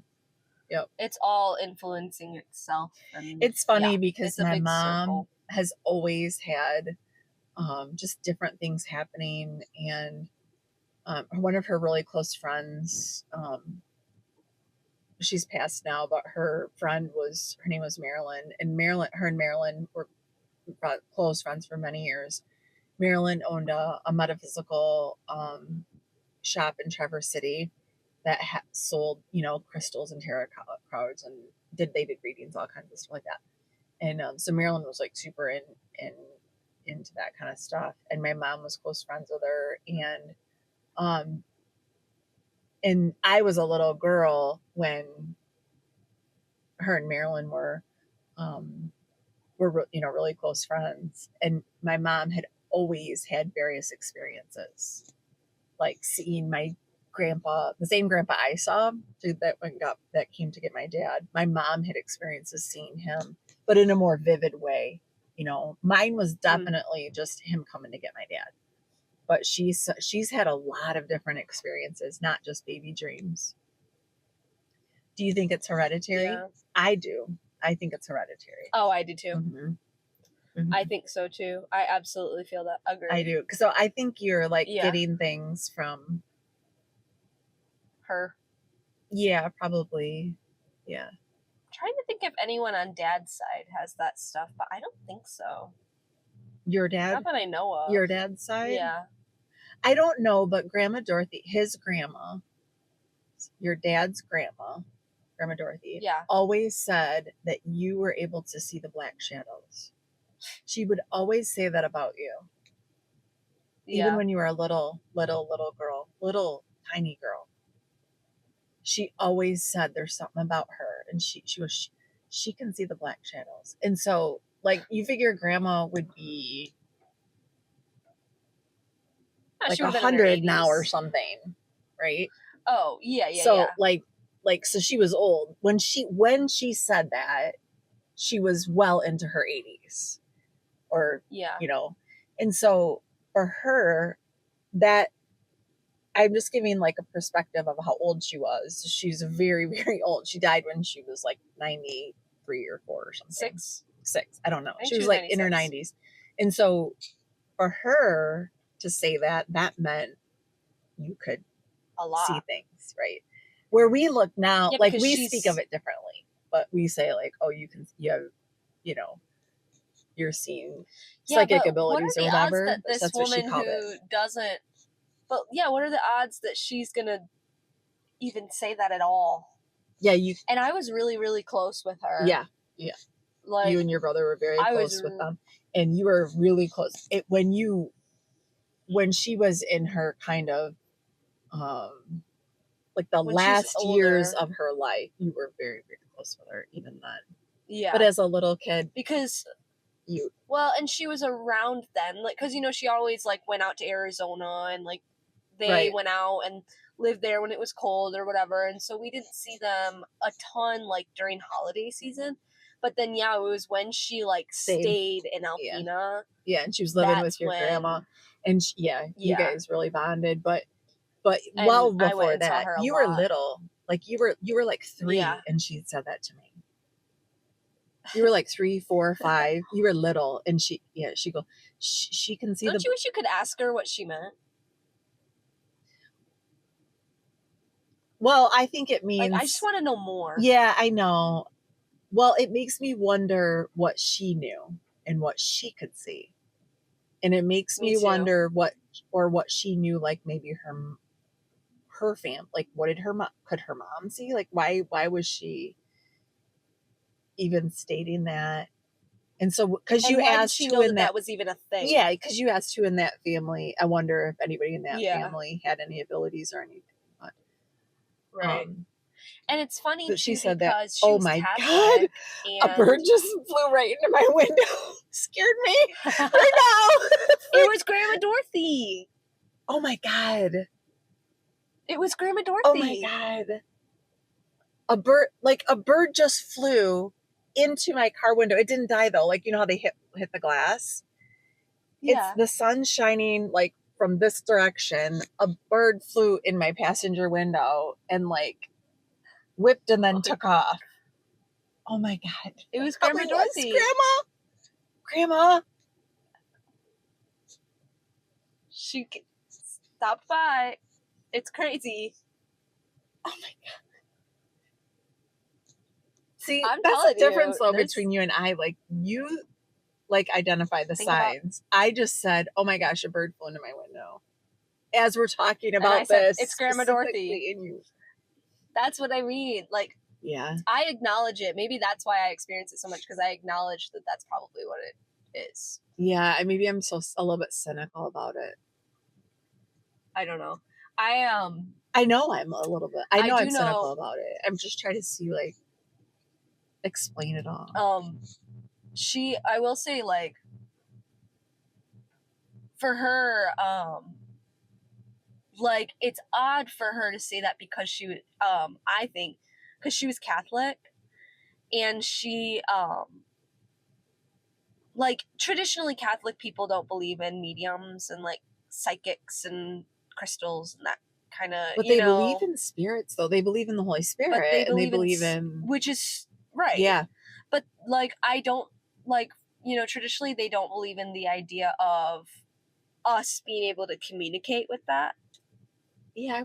In that way, like think about it. Like, they perform exorcisms. Like, if you need an exorcism, you're going to a Catholic priest. Priest, yeah. It's really weird though. Like, I think if I don't know how to describe what I'm trying to say. I think, okay, now we do. So I think they don't. I don't think like they think of it in like a generalized, like, I don't know. I'm just. But you know what I mean, though. Okay, so this is what I mean. Like, for Grandma Dorothy specifically, you think about how old she was. When she was like your age, the idea of a medium, impossible. That's what I mean. Well, like, I'm thinking about it in context to her. Played with it. That's what I mean. Like, there was no like that's that. This is this. Like, yeah, like, for them, it like that's why she had nothing else to say besides she sees the dark shadows. Like, that's all she could come up with, I guess. Or whatever. Was black shadows, not dark. Oh, specifically, she can see the black shadows. But like, I think I others think in it's, her family did, but she didn't but like, expand on it. what I mean is like for her to be able to recognize something like that without all these other like modern research that's been done to understand it, like she doesn't have all the knowledge that I have about it, because they only really started like coming up with this technology and these ways to like communicate and understand it after she passed, really. You know, like, I mean, like, obviously it was happening before then, but Oh, like, totally happening she was before so then. old. She was so old, like, she wasn't paying attention to that stuff. You know what I mean? Like, she's not your age. She would have been like in her 80s when they really started like really getting into it. The tech part of it, And so, yes, but yeah. And all so, of like, this has gone on forever.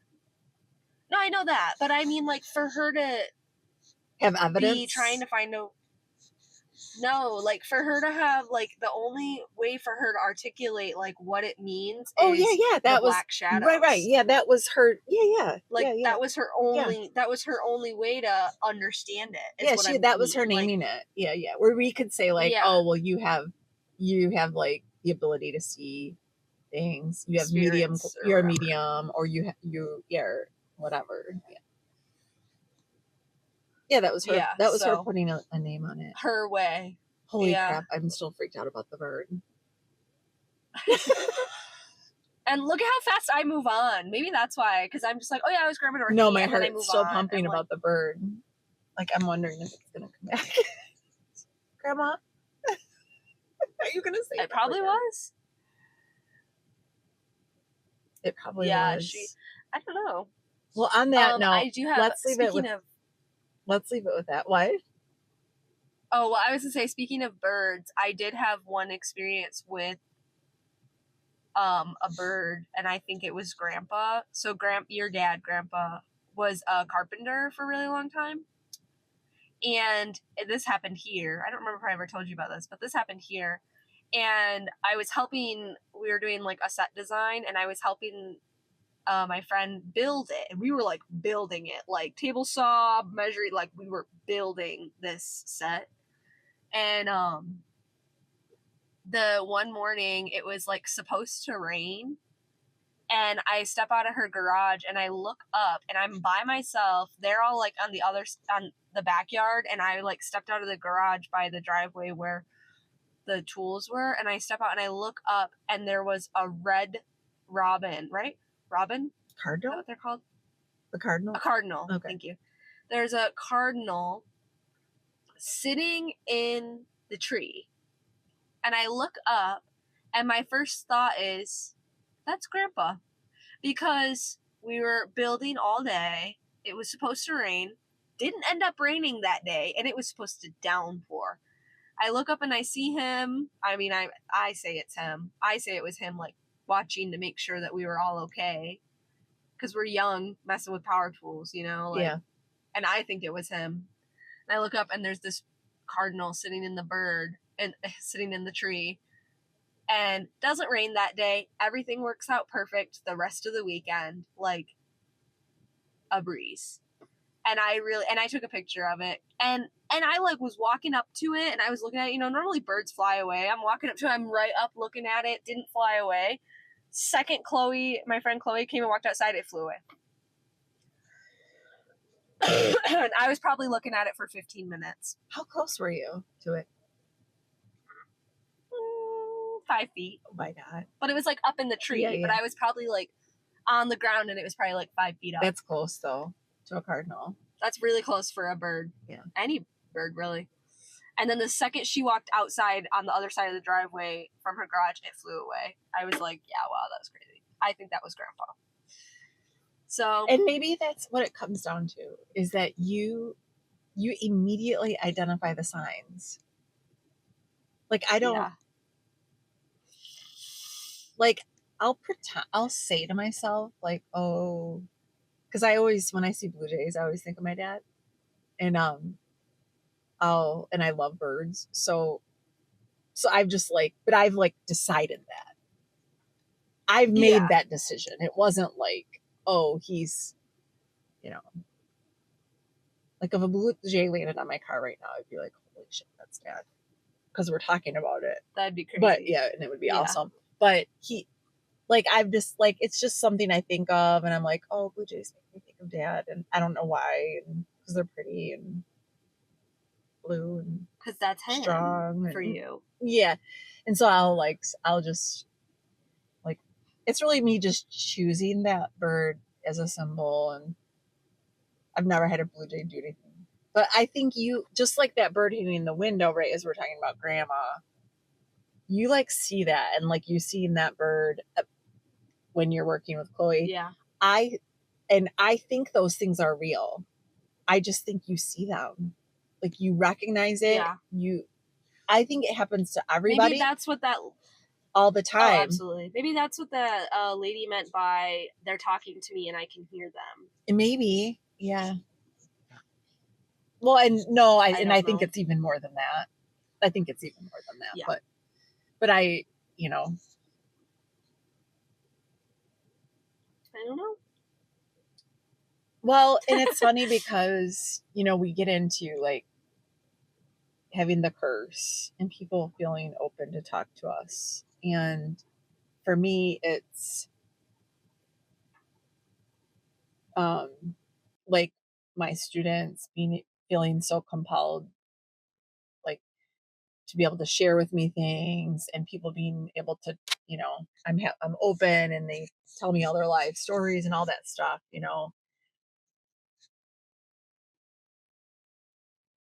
But I think you're on like a totally different, like you're doing something different than that.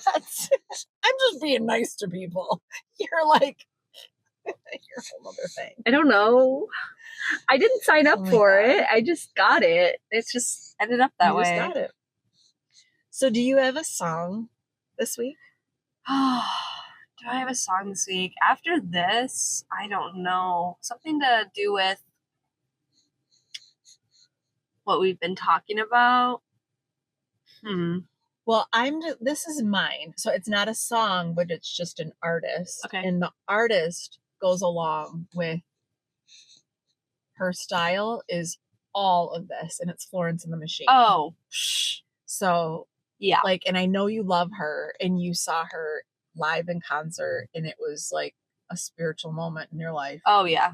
And I just, everything we're talking about, and her lyrics and are just, they're so in depth, and there's a lot of different content and meaning behind all of her songs and different things they do. But when I think of the things that we're talking about, like her voice is the first thing that comes to my mind. Yeah. Like if I had to say a voice or an artist, like, and the way they sing, she sounds like a guardian angel. You're talking about. Oh my God, she's beautiful. Amazing. So if anybody has never listened to Florence and the Machine, please listen. And listen to a whole album all the way through. Or listen to many songs. Like Dog Days Are Over was like the song. A big hit. Everybody knows it. That came out a long time ago. That was on Jimmy Fallon or whatever. And it's a great song. Yeah. But that's not the ones, like if you really listen to her voice is incredible. Talk about an angel here on earth. Incredible. Her new album is angel. Amazing for that. And I guess if I wanted to select a specific song, the last song, which I talked to you about, it's called Morning Elvis. It's the last song in the Dance Fever album. And it is a very spiritually driven song. And it's about little trigger warning. It's about her almost committing suicide multiple times through the pressure of the performance or the entertainment industry. And it's about her working through it and coming out the other side and being able to come back and make new music again. And it is a really gorgeous, gorgeous song. And it has a lot to do with energy and spiritualness and stuff like that, and like finding yourself and things. So she's a really good person. I didn't even think about her. She's really, so her music, that'll be our songs, plural, Yeah. for Yeah. this week. I agree with you on that one. I don't have one then. I will just double it.